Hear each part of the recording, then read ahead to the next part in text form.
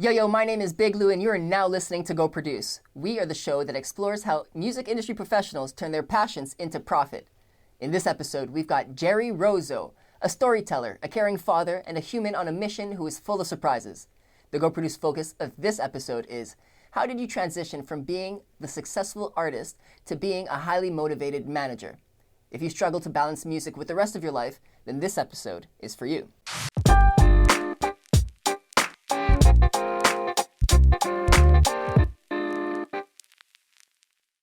Thank you, Jerry, for your patience and for being here. I want you to know that we do really appreciate your time. So why don't we just go ahead, make the most of it, and go produce. Listeners, let me tell you who we've got in store for you today. Mr. Jerry Rozo. He was a singer and a performer for over 20 years. His first band in Canada was created in 2002 and was called Sigma and the Duende. They were heavily active in the London, Ontario scene, especially amongst the Latino community with their Latin rock style. They played together for almost 10 years and have countless stories that I'm sure we'll be able to extract. The Duende was no more at the end of 2010, and Jerry found himself transitioning to solo projects in 2011. After riding a high from producing a sold-out solo show at the Aeolian Hall in October of 2011, he had to stop working on this project due to professional commitments. It happens. We understand. This led Jerry to directing the Still Timbersports series in 2012. He drove it from a small-scale niche sport into a national series with a mainstream television coverage. He did a lot more with it, and we'll make sure to get into that too. But before we move on, I do want to mention that he built it into a successful national series that is now being sold all over Canada today, with events sold out for up to 3 years into the future. Absolutely ridiculous. You may ask, though, is Jerry done with music? Nonsense. He began working on a project with his 12-year-old daughter at the end of 2018 to promote her as a singer and a performing artist. He is feeling out the music industry. He's feeling out the music industry once again, but this time as a manager. He's the head producer for TSN Timbersports, and he is the artist manager for Bella Rosa. Jerry Rozo, welcome to the show. How you doing, guys? Fantastic. We're over the moon to have you here. Thank you. I'm really excited to be here as well. Thanks for the invite. Beautiful. Always happy to do that. I'm sure we may invite you in the future once again, but before we get to that, let's see what we got for this round. How about that? All right, let's do it. Yeah, perfect. Well, let's move into our first segment. Our first segment is called The Basics. Pooh! Bam. This is what we got here. Do you feel it? Yeah. Yeah. It's a little bit of Latin style.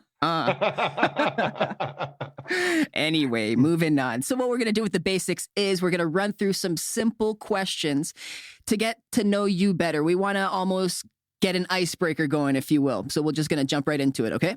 Sounds good. I mentioned that your first band in Canada that was created was in 2002. But I want to know, when did you move to Canada and where did you move from? I came to Canada in 2001. It was September 2001, and I moved here from Colombia. Okay, absolutely. Great. So September 21, and in 2002, you created your first band. So you wasted absolutely no time. Well, I gotta say too that by the time I didn't land in Canada until November. Now that I remember, but so I left Colombia right after 9/11. So okay. You got to imagine that. So you got to remember that, yeah. Yeah. So I came to the my family and I, we were escaping war, and we came to the United States. And because of all the problems that were happening with 9/11, we had to stay in the U.S. for 2 or 3 weeks, something like that. And right. Then so we landed here in October, actually. So yeah. And where were you in the States? Because the States wasn't exactly safe then either. Yeah, it's we went to Miami and we stayed there because we had some friends, and then we went to the border to Buffalo to start our like immigration application and stuff. Yeah, wasn't that safe, but yeah, we got it done. It just the timing didn't work, but here we are.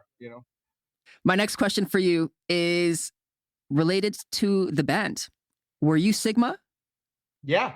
So okay, so. I was asking if you're a Sigma, and then the other half is the Duende. What does that mean? Is there a particular meaning to that name? So when we started Sigma, that was our first band. I met with like three other guys from Colombia that were in the same boat as I was. Like we just came to London, we just moved here, we didn't know anybody, and then we're like, oh, you play drums, you play bass, I sing.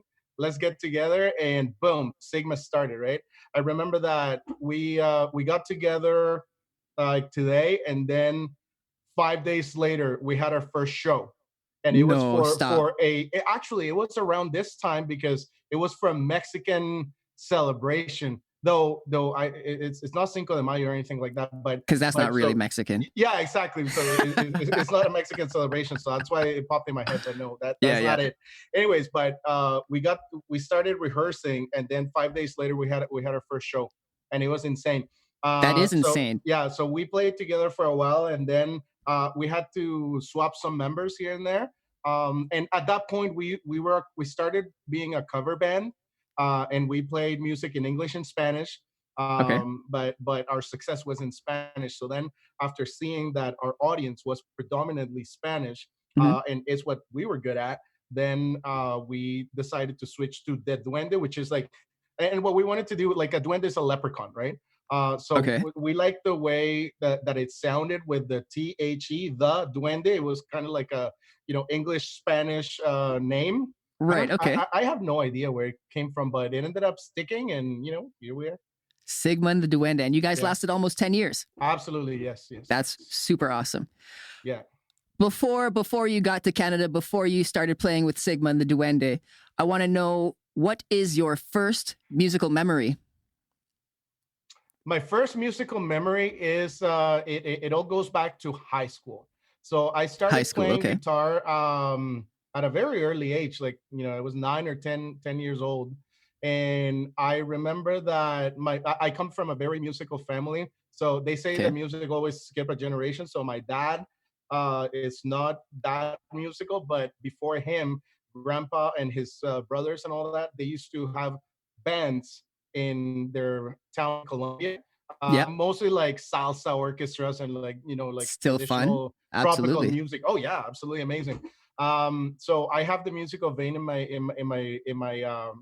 my body, and so I got this guitar. I remember it was just this Yamaha that my dad got me, Hmm. and I wouldn't go anywhere without my guitar. I brought it to school every day, and during recess and breaks, I would play my guitar. And then in my school, I started forming my first band.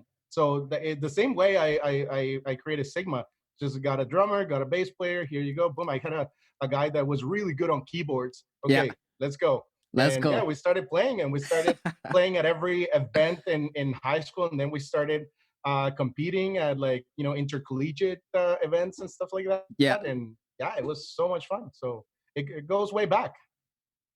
My next question for you is, because you've got a big history with bands and then a bit of a transition, I want to know, which did you prefer more? Do you have any like pros and cons to being part of a band versus being a solo act? I know you didn't do it the solo act for so long, but Listen, where do you stand there? having a band is really complicated because the more members that you have in the band, the more risks you have of running into a personality that doesn't fit with anybody else. Yes. So then you have when we started playing in Sigma, when I started playing Sigma, I was 20 years old, right? Okay. So I was just landed in Canada. I was trying to, I couldn't get into school. I was trying to find a job, so I had a lot of time, right? Okay. And we all had a lot of time. So we had, like, we were rehearsing 2, 3 times, 4 times a week, right? Which is But then often we for a band. started Yeah. getting, yeah, so then we started getting into school and started getting jobs and stuff like that. And school and work was easy to deal with, but the hard time was when guys started getting girlfriends and getting married.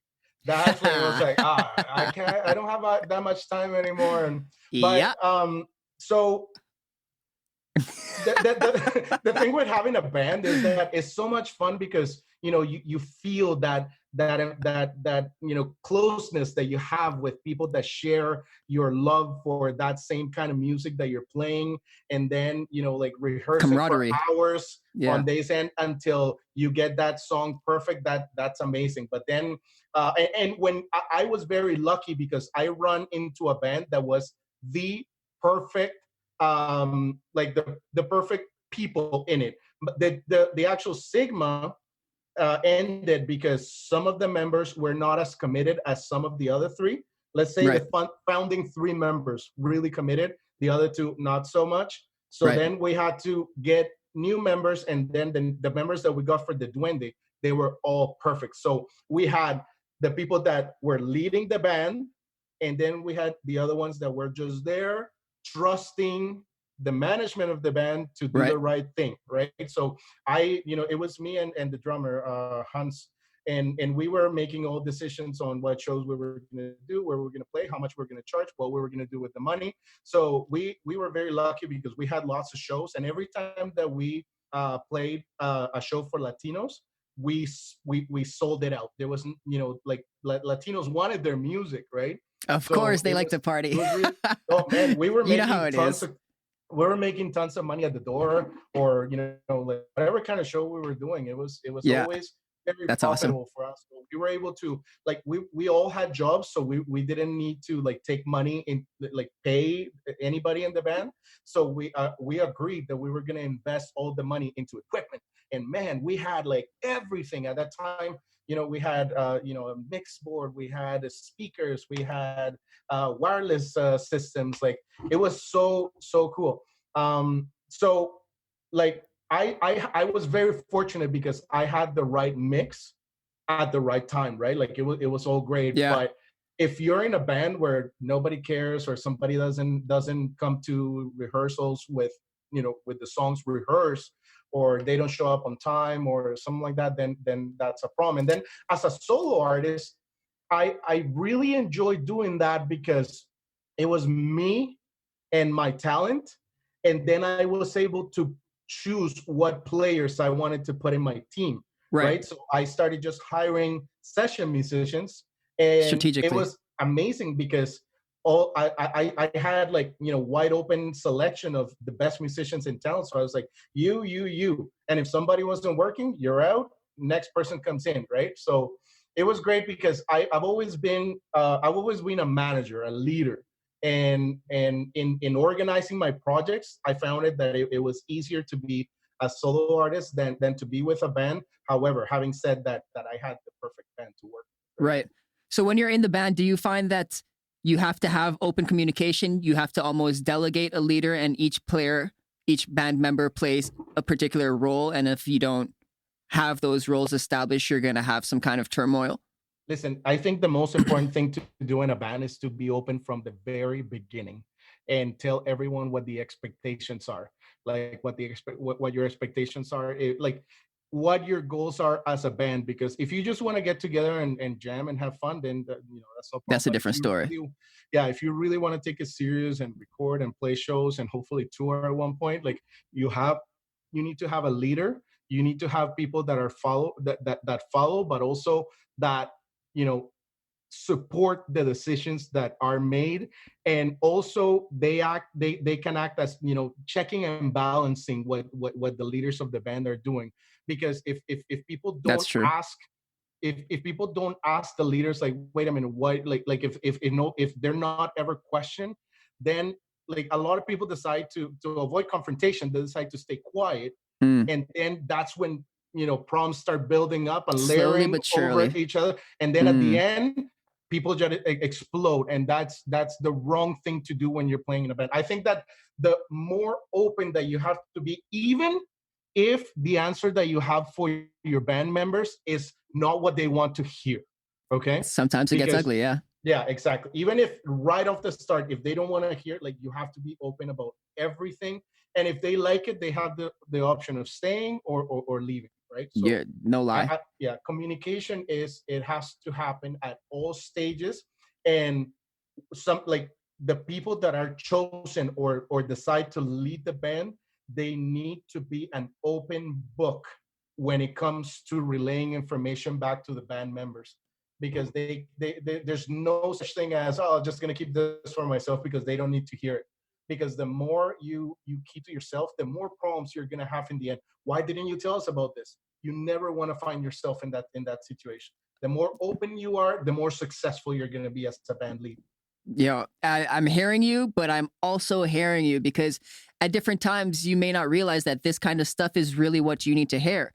And it's had great impact on me. So thank you for bringing that up. But yeah, no worries. On that note, we are wrapping up this segment. That was the basics. We got quite into detail. The sound guy is the most important. Did you hear this guy? Who does he think he is? Did we even invite him? Yeah, I don't know what he's doing. Come on. That's jokes. Well, that leads us right into the next segment. The next segment is called the speed round. Speed round. Speed round, because we're going real freaking quick. Boom. All right, so what the speed round is I'm going to throw 20 rapid fire questions at you. Quite simple. Some are going to make you question yourself a bit. Some are going to have you on your toes. You're going to have to practice your listening, but you're going to answer them quickly with either a yes, a no, this, that, or neither. Please do not try and justify your answer. You get the opportunity to do that afterwards. Good to go? Yes, no, this, that, or either. Correct. All right. Let's get this going. This one's kind of obvious, but do you play any instruments other than the guitar? Yes. Do you visit home as often as you'd like to? Yes. Do you prefer to be inside or outside? Outside. It's hungry. Lunchtime, pizza or burrito? Burrito, always. I feel a little ridiculous asking that. Do you miss performing live shows? Yes. Yes. Movie or TV show? TV show. Toilet paper ran out. You got to put in a new roll. Is it going over or is it flipping under? Over. Over. Smart man. Does your birthday always happen on the same? Who uses toilet paper? That's what socks are for. I'm kidding. Yeah, you just jump in the shower anyway. What? Next question. Does your birthday always happen on the same day? No. No. You have to get rid of one of 5 basic senses: sight, touch, smell, hearing, or taste. Which one do you get rid of? Smell. Smell. Do you participate in games involving lumber? Yes. Are we going up or is it going down? Down. Down. All right. Breakfast or dinner? Dinner. Yes or no? Yeah. Yes. Yes. Do you have any regrets? Yes. Yes. Performing yourself or managing for your daughter? Which do you prefer? Managing. Managing. Dine-in or delivery? Dine-in. Would you consider putting out a personal project later? Yes. Glass half full or half empty? Half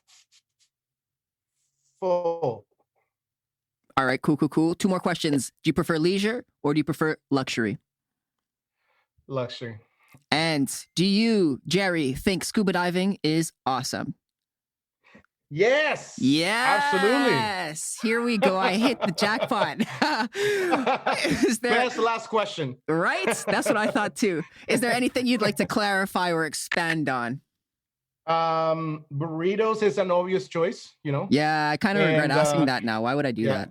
And you know what? In my house, it's only Bella and I. So Bella is a delivery and I'm a dine-in. So imagine all the problems we have. All right, Jerry, that leads us into our third segment of the day. This one is called What's Yo Take? Ooh, interesting. Yeah, what? So in What's Your Take, I'm going to be providing you with up to 5 different either questions, ideas, concepts, theories, whatever you want to call it. And we're going to ask you for your opinion. That's it. Nice and easy. Good to go? All right. Let's do it. All right. So you spent almost 10 years with the Duende, and you said that you were mainly a cover band. But you also mentioned that you recorded 3 singles. I want to know why only 3 in so much time. Um, the answer is really simple. At that time, it wasn't that easy to find, to record. Like all the tools that you have today to record music is so simple. But at the same time, like we were never in a like we were not our.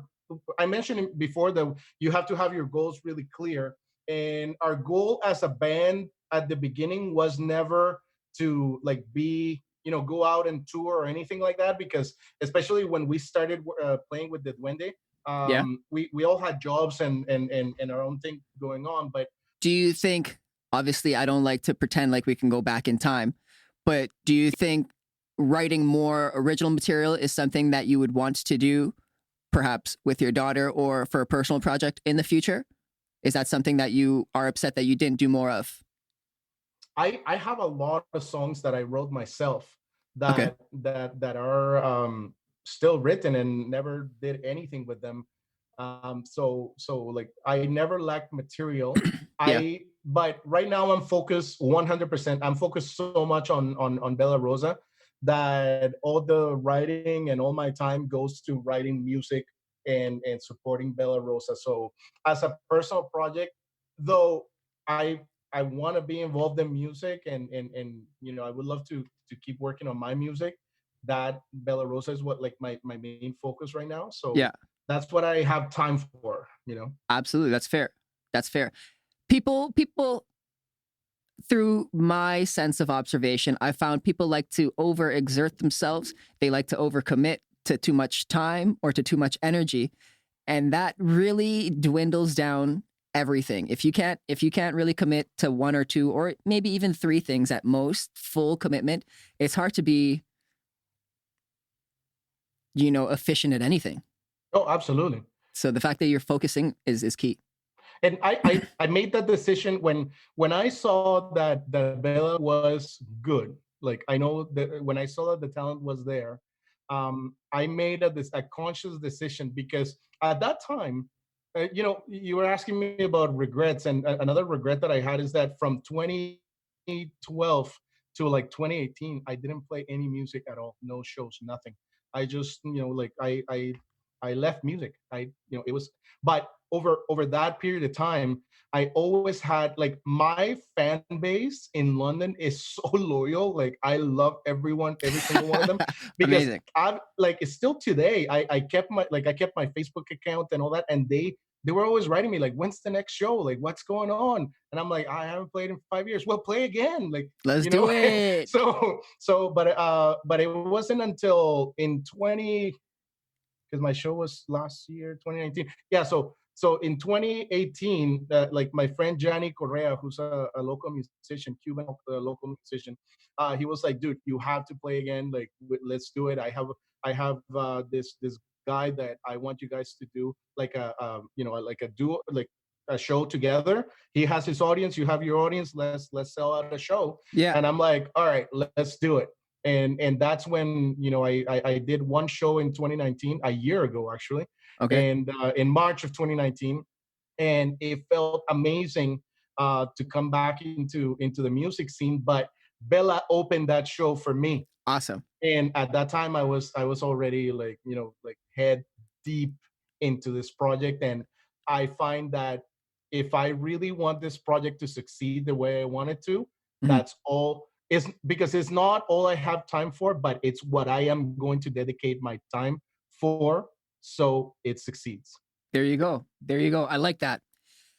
On a little bit of a different note, but still in the same segment, I want to know, in terms of recording a full album and releasing that, or recording individual singles and then releasing those gradually, what strategy do you think is better Today, today? um I think that, so the world that we live in um is so busy. Okay, like there's people attention span is so small that so my answer to that question is going to depend It's contingent on budget. Let's put it that way. If you have lots of cash to record an album and do an album every year, then go ahead, right? I think that's good. But even if you have lots of cash, like people, it seems that the way that the digital industry has gone now with like being able to buy songs, like I remember going buying like vinyls and then CDs, and many times I bought a full CD just for one song, like the single that I liked. Yeah. And the rest, I don't even know what songs were in there. But today, you're able to just buy that one song. So, Yeah. for every musician that that's starting in the industry, I would say that the best thing that you can do is focus your energies on one song at a time, and then try to use the content that is generated from producing one song, and try to stretch it as long as possible. I would say for a period of 3 months, right? So from every single that you produce, you get the song, and then you get, for example, a lyric video, you get a music video, you get photography out of it, and you could do a giveaway. I think that if you can stretch it out like that Yeah. and keep people on your one release, one song at a time, it seems that that's how people like to consume music nowadays. Yeah. Now, I wonder if 3 months is too far apart, too spread apart to remain relevant. What about monthly or bi-weekly? Obviously, the work adds up, and you have to have your pre-launch campaign, you have to have your post-launch campaign strategies all in place. What I want to say interval do you think is realistic for someone to grow in the world?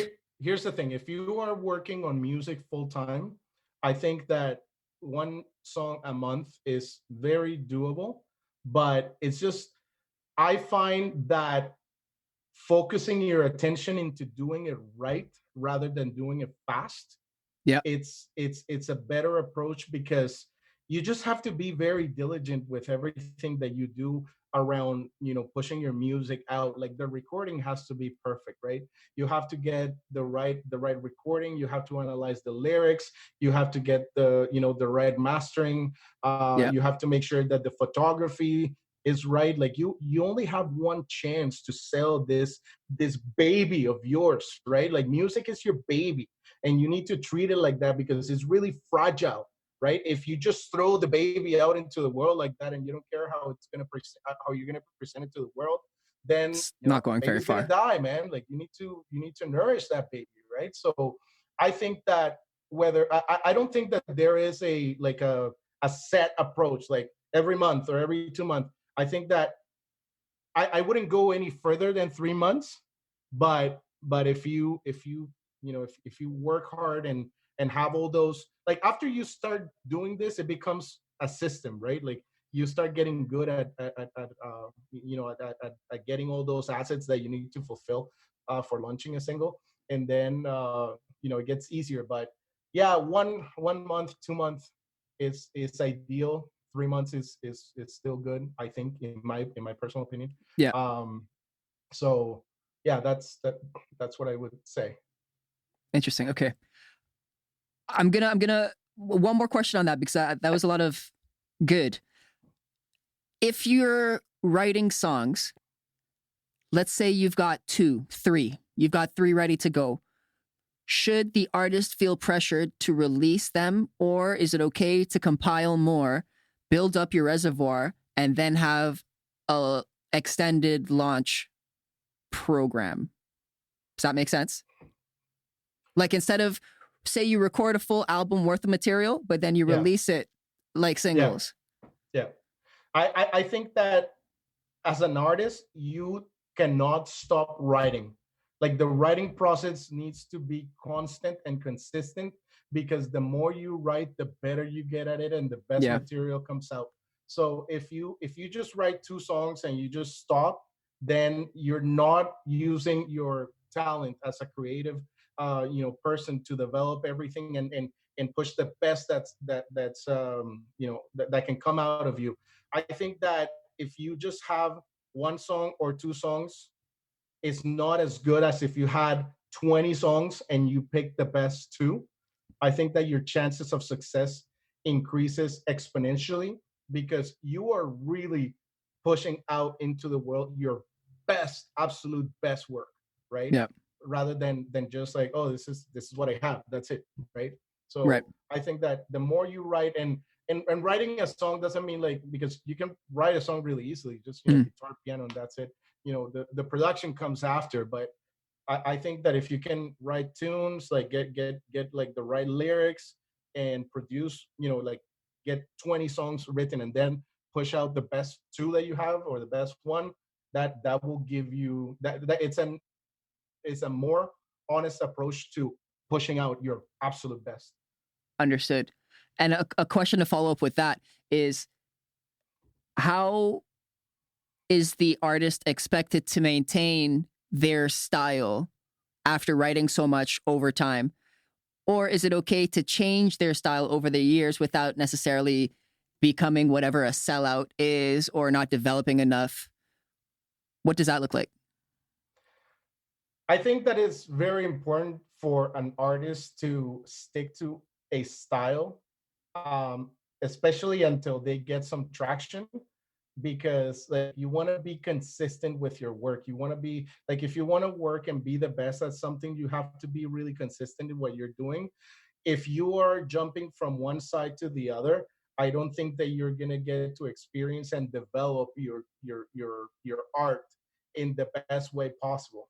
So I mean, there's lots of bands that have always had like like a certain style, and then all of a sudden they release an album that it's like, whoa, what's going on? I don't know if you know, for example, from my time, The Cure. It's one of my favorite bands, and they always had a really consistent style, and then they come up with like a whole bunch of love songs, right? Like the Yeah. album Kiss Me, Kiss Me, Kiss Me, and then like Back to Dark, and then they produced Wild Mood Swings, which was a total different album. So, but they did their homework. They proved themselves. They got an audience. They were famous, right? And they had a style. And then they started experimenting with something else after they proved that they were masters in their craft. So So that's consistency would be key if you're trying to develop and grow an audience. But if you're doing it solely for artistic expression, feel free to do whatever you want, whatever your oh heart yeah, desires. absolutely, yeah. Cool. Cool. I like that. I got one more question for what's your take, which might turn into a couple of questions because I'm curious and that always happens. But evidently, you're working with your daughter, Bella Rosa. You are obviously very excited to help her develop her into all of the potential that she is.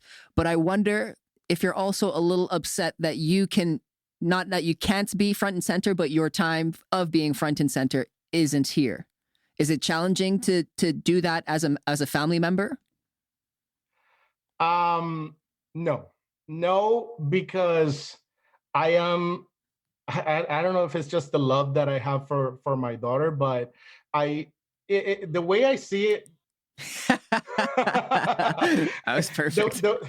see the way I see it is that in my time I was able to learn a lot of skills and get myself into all these different situations that have made me who I Yeah. am today, Yeah. and that experience now helps me push her career forward like 1000%, because Bella's 13 years old, and when I was 13, I wasn't recording in a professional studio such amazing as Prevail Music Studios.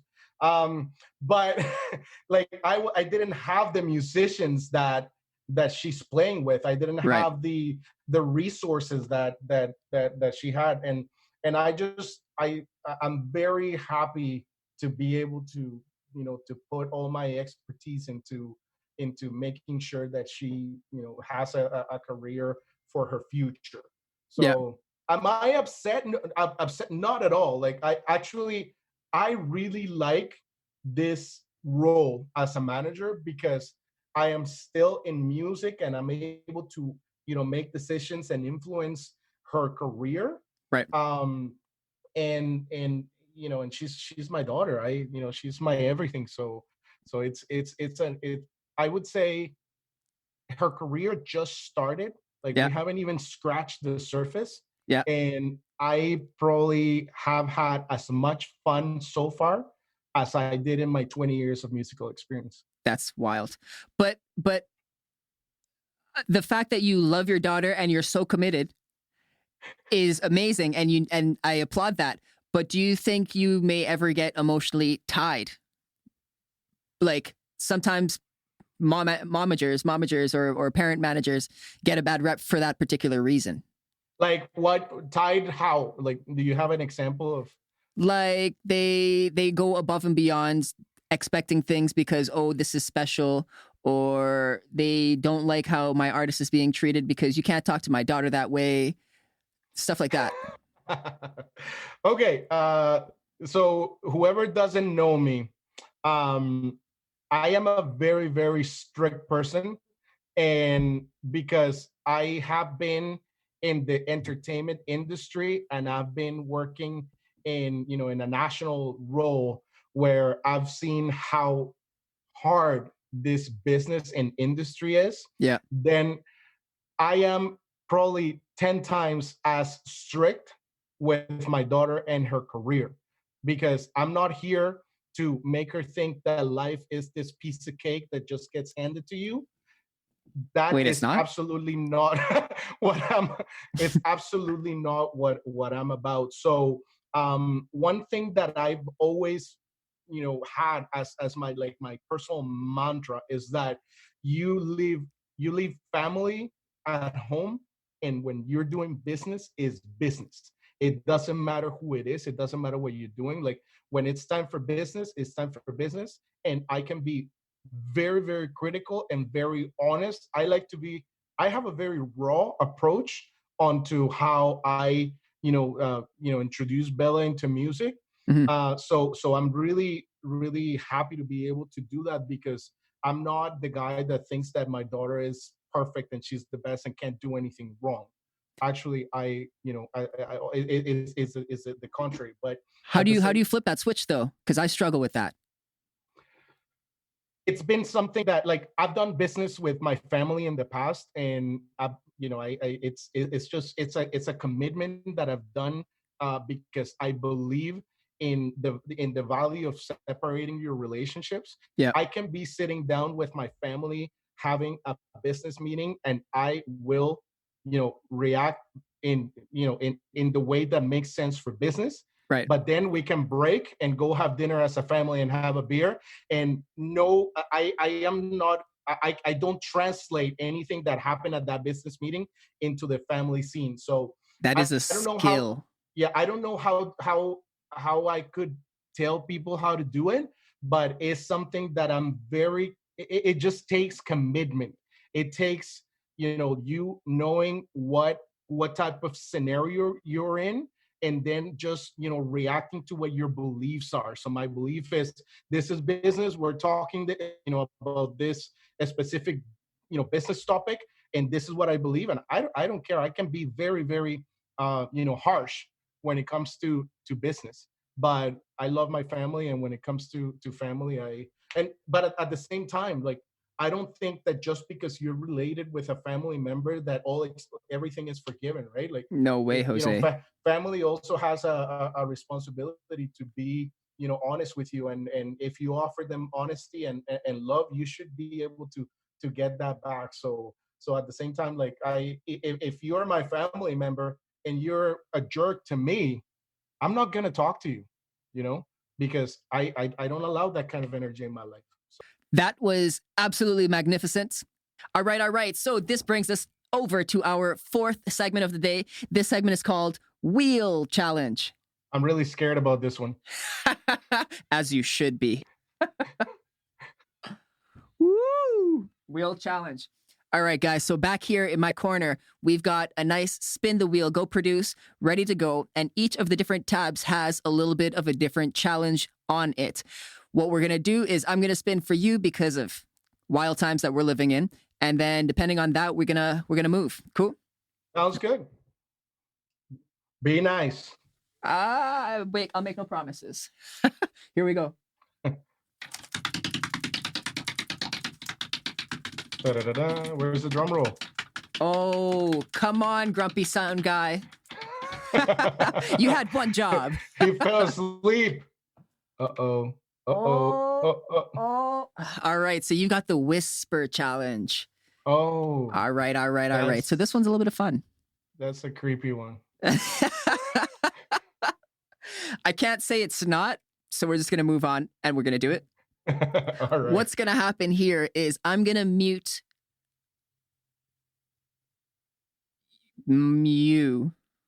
I'm gonna mute Mute? myself. I'm gonna mute myself so you can't hear me. Everyone Okay. else can still hear me. Okay. And then I'm gonna read a couple phrases. I'm gonna read a couple of phrases, and they're very short, easy phrases, but you're gonna try and read my lips and then say what I say. Cool? Okay. All right. So let me mute this. I'm gonna start now. The first one is just gonna be a test. Okay. Test two. Hi. Test My name 2 1 is 2. Luke. Test 2 1 2. I like burritos. Did I fail?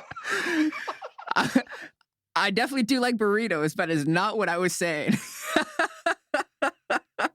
I was reading test 2 1 2. Oh, yeah. Hi, my name is off. Louie. I like burritos. All right. Well, it's a good thing that was the practice round. We can just throw that in the back. No one has to see it. Yeah. No, people want to see that. Perfect. It's not going anywhere. That's jokes. All right. So the next one is for real, for real. Okay. Okay. Oh.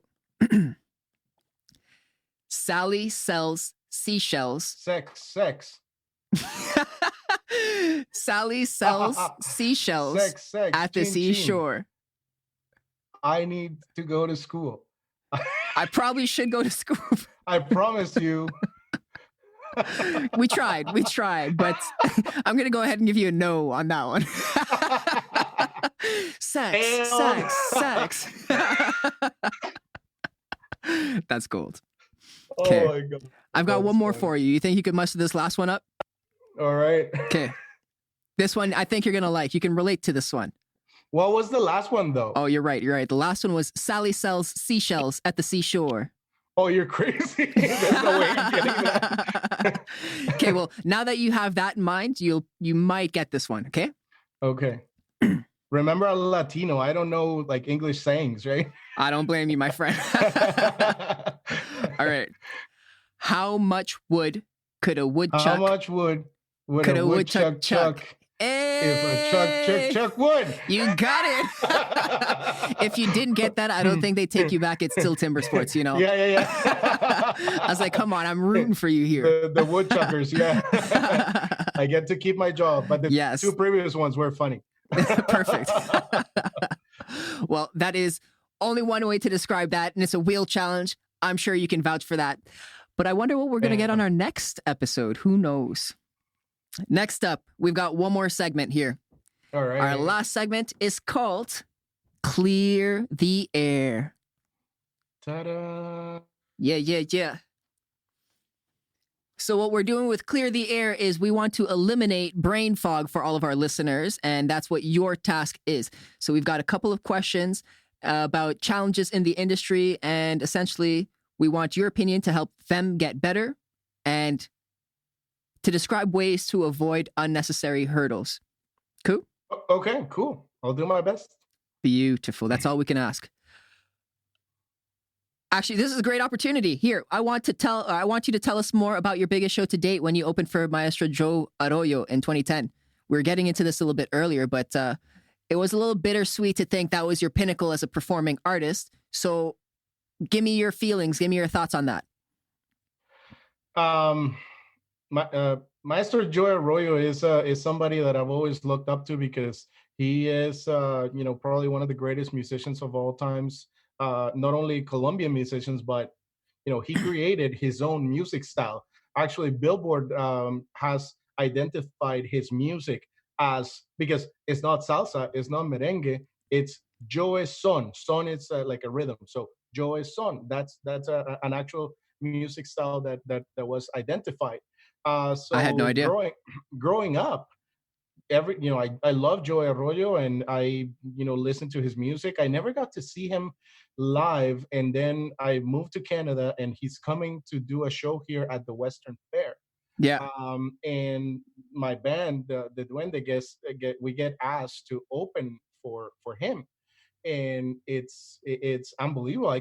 I just couldn't believe it when we got the call, and I was like, yeah, of course, Just your we'll do jaw it. So drops. yeah, so we ended up, like, I think we had about an hour to perform, but by the time we played our last show, we had a huge repertoire, right? So uh you know uh so we prepared for that show, and we prepared the hour, but while we were rehearsing, we played all these other songs that were not in the set, Right. but that we just had in our back pocket. And I remember the day of the show. So Joey Arroyo arrived in Canada, and he didn't come for the sound check because he was already aged, and he was having some like health problems, and he actually ended up passing away just like a year or so after my show, Oh wow. uh, after our show, right? And so we actually got to do the sound check, and then his musicians, yeah, A moment of and silence. yeah, a moment of silence, yeah. And so we did the sound check, and we were just so excited, and we're like, okay, where is he? Where is he? So then, the place started getting full, and he wasn't there yet. So they're like, all right, openers, go play. So we play our show, and it's the most amazing show I've ever played. Everything was perfect. The sound was incredible. All the monitoring was just in the right place, Hmm. and the people were super into it. So that the memory from that show was even without the honor of opening for Joey Arroyo, like, just that show was incredible. So then we finish the show. All right, good night, thank you. And then we get backstage, and they're like, Joey's not here yet. He's not ready, and he's not going to be here for like another hour. Can you guys play some more? And we're like, Ooh. yeah, let's do it. Hey. So we come back out, and I think we played for another 45 minutes. And yeah, it was even better. Like, people were just having a good time. And then, so after we played, then we got back to the backstage, and then Joey was there, Mhm. and I got to meet him for the first time in my life. Mhm. And he was just sitting down, and this is now that we're talking about this, and we talked before about regrets. He asked me the coolest thing, and I wasn't able to do anything about it. He said, "Hey, do you have a shot of whiskey for me?" And I was like, "Oh, I don't." And having a shot with Maestro Joe Arroyo would have been the highlight of my musical life. But So unfortunately, lesson learned. Walk around with a flask at all yeah, times. yeah, I carry whiskey everywhere I go. 10 years later.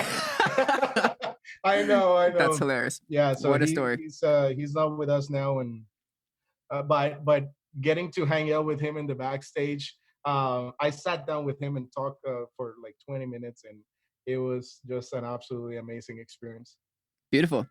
And then right after that, or not right after, but soon after that experience in 2012, you jumped out of the music industry and into an entirely new one. We Absolutely. want to just hear a little bit more about how that transition was.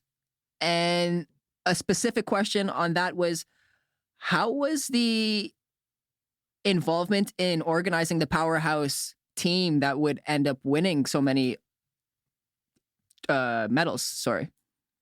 Okay, so I started working for Steel. I worked for Steel Canada since 2006. It was shortly after Bella was born. Bella was born in May, and I started working for Steel in September of 2006. And at that time, I had lots of experience working with events, and music was part of that. but I also had a lot of experience working with sporting, like sports, because not a lot of people know this, but I was a competitive semi-professional tennis player back in my days when I was, younger in Colombia, and I also played competitive soccer. I had a scholarship at my university in Colombia to play soccer as a goalie and to play Guys athletic out here. and to play tennis.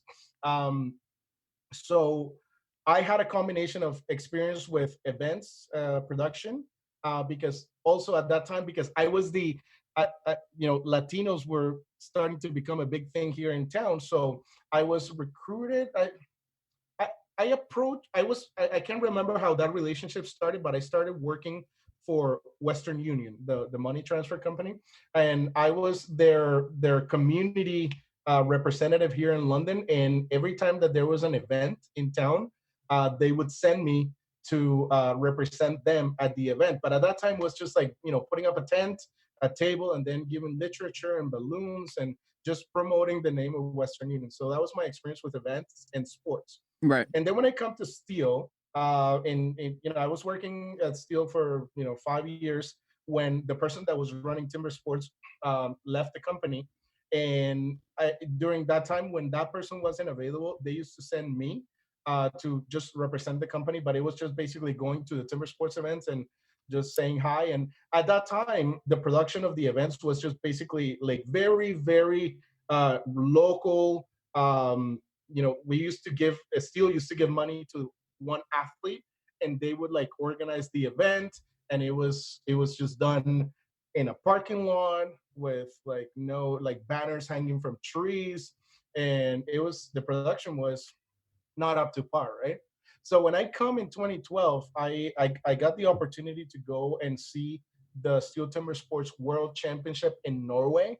And All the so way in Norway. I traveled with Team Canada, which was composed of 4 people. And so we went to the event, and we landed in Norway like one day before the guys had to compete. And there was like no structure, no planning, no nothing. And Right. when like there was no, catching up from the time difference, or so the guys didn't do well. It was a really bad championship for Team Canada, but Canada was not a A real big contender. player Yeah. in the world at that time. But it's not because we didn't have the talent, it's because there was a lack of organization. And so when after the event, I sat down with the guys, we were having a beer in Oslo the night before flying back home, and I was like, why is the sport handled this way and not in a more professional way? If they can do huge events here in Europe, because the European series, like all over Europe, the events in timber sports have always been top notch. Why can't we have that here in Canada? And they didn't know the answer. They were just happy to chop some wood, and that's it. But after I came back, I presented a program to the president of Steel, and You I applied said, your like, drive. yeah. I said, like, listen, this is what's happening right now, and this is what I can do for you.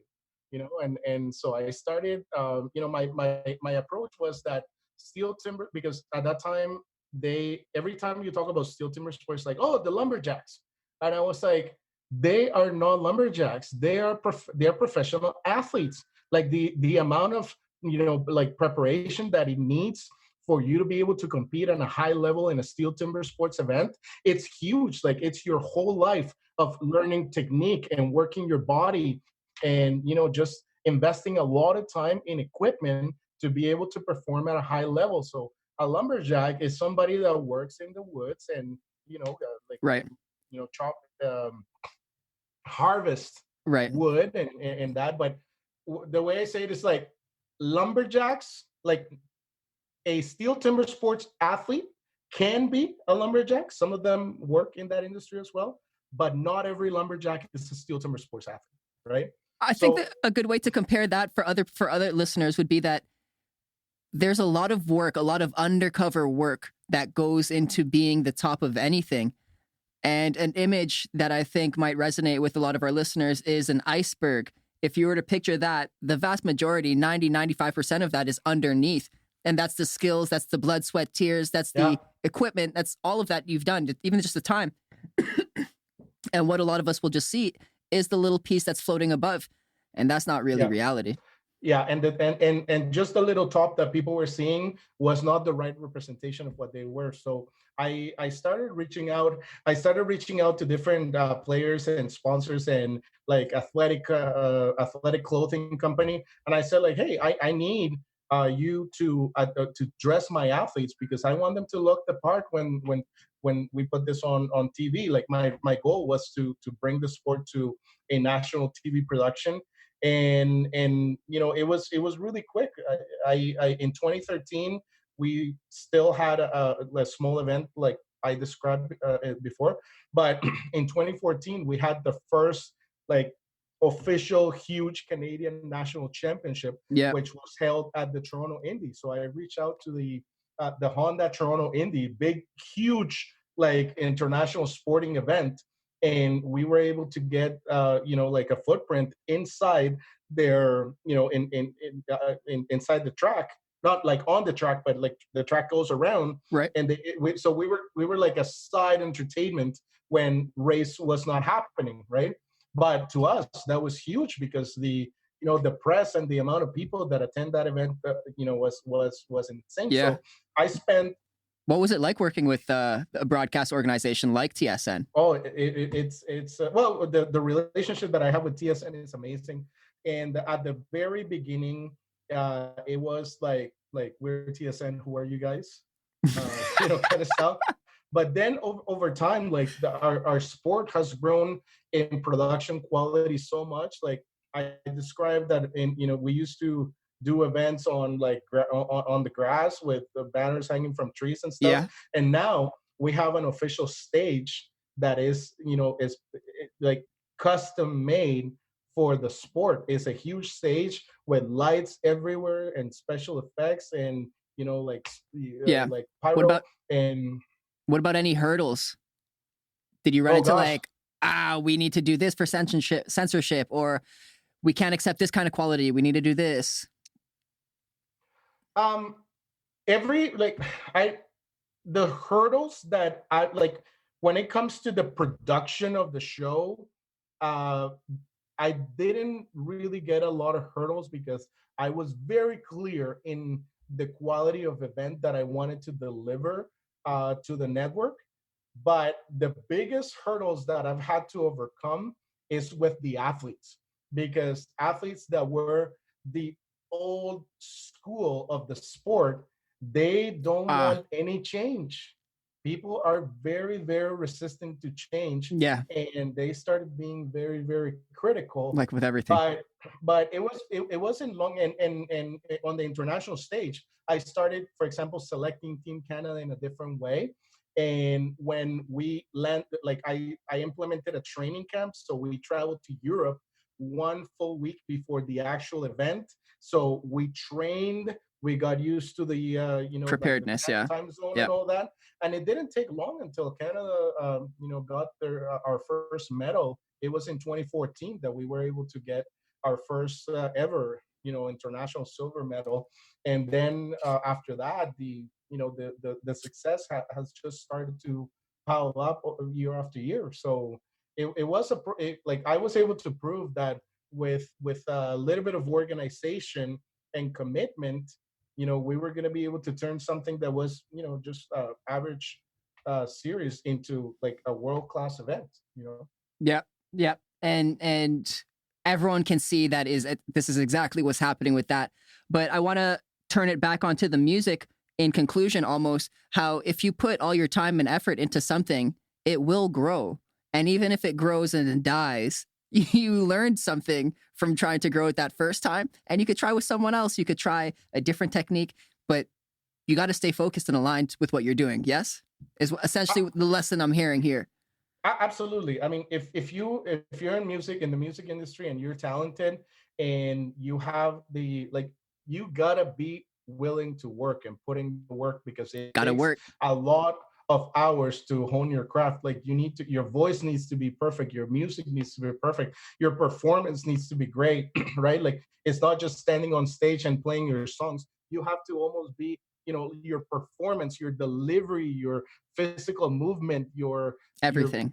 It's a facial lot. expressions. Like you have to like be so attentive to detail, your hair, your makeup, your like the accessories that you want to wear. And but it's really exciting because never in our in the history of humanity we've ever had such you know wide opportunities for any musician to Yes. hit the stage in any way, Yes. because like through through social media, and like you don't need to be signed to a major label to be an artist that is known around the world. And actually, another thing that it's really interesting to me is that you don't need to be an international renowned artist to be successful, because there's 8 billion people in the world, almost 8 billion people.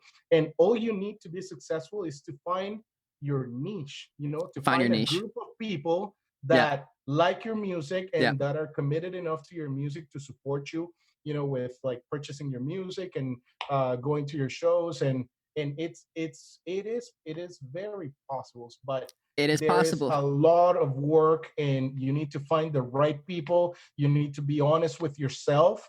If you think you're just good and out of like the goodness of God or whatever, your career is just going to take off with by you just sitting down on the couch doing nothing. Good That's not luck. going to happen. No. That's not going Nope. to Nope. happen. Nope. Nope. So Nope. you Nope. need to be honest. You need to almost like put a plan together and say, I am going to work on my voice for 2 hours every day, then my music for an hour, then my social media for another hour. And it's almost like you have all this tasks to do, Yeah. and you're like, whoa, how am I going to do this? But hey, Gotta there's no start. easy way out of this. Gotta If you start. don't do it, nobody's going to do it for you. I hear So you. I hear you. absolutely, If you don't do it, no one's going to do it for you. That's absolutely. amazing. That's amazing. And that brings us to the very end of this episode, which was very awesome, Jerry. I hope you had a fantastic time. Yeah, I really enjoyed it. Yes. Do you have any final words you'd like to share? And also, if you want to go ahead and take this time to let the let the listeners know where they can find you and or Bella Rosa. Absolutely, yeah. So, yeah, I think that I'm very glad to be here and able to share a little bit of my experience. I really wish that because of COVID, like the plans that I had for Bella Rosa would have had us at a total different point in time right now. Like Yeah. we were in the middle of, like, we were about to launch Bella's second single. Mm. And the launch of the first single went so well, and I was so excited for this. But now we were stuck, and I'm just waiting for everything to open up again. So I wish that I would be able to tell, a little bit more of the story now. Yeah. But we had to hit pause. All good. But I'm sure that, like, I have a really, really amazing team to work with, and I know that this is gonna, start growing very soon, because it already. She's already showing great progress. So, Awesome. I mean, you can find Bella Rosa is on Spotify and Apple Music, as well as Instagram and Facebook, as mostly as Bella Rosa Music or bellarosamusic.com. And yeah, if you want to find me, Jerry Rosa on Facebook and Instagram. Though I don't post a lot about music now. It's mostly about my work as a manager with Bella. Right. But and also I wanna tell other parents that may be in a situation where they have a very talented kid at home and they don't know what to do. You know what? I was there once, and I figured this out by putting thousands of hours into reading and research and looking for ways to be able to support my talented kids. So if there's anybody that ever wants to get some, like ask me a question or get some guidance, I would love to help, because it's only by helping people that you become better at what you're doing. You spread the world, Yes. the word, and you make the world a better place, man. Beautiful. Like everybody if everybody gets to be successful, like, Let's make it a beautiful world. I like it a lot. I like it a lot. This is great, Jerry. Thank you so much. In conclusion, I'd like to thank our listeners. I hope you learned something here with us today. I want to give a shout out to Prevail Media Group. Thank you for the venue and for your team. Without you guys, we can't do any of this. Shout out to our very own grumpy sound guy. I hope you found a reason to smile, because I know you made us smiles. do that. And then lastly, this is my drum roll. Lastly, thank you so much, Jerry Rosa, for being out here. We really appreciated your time. That's it. Go produce. We out. Thank you. See you later. Cheers, man. Thanks for tuning in. If you enjoyed this, then follow us on Instagram at go.produce. Check out our show notes, support us on Patreon, and help us grow this community. All of this and more can be found on our website at goproduce.ca. I am Big Lou, and I want to make sure that until next time, you go produce.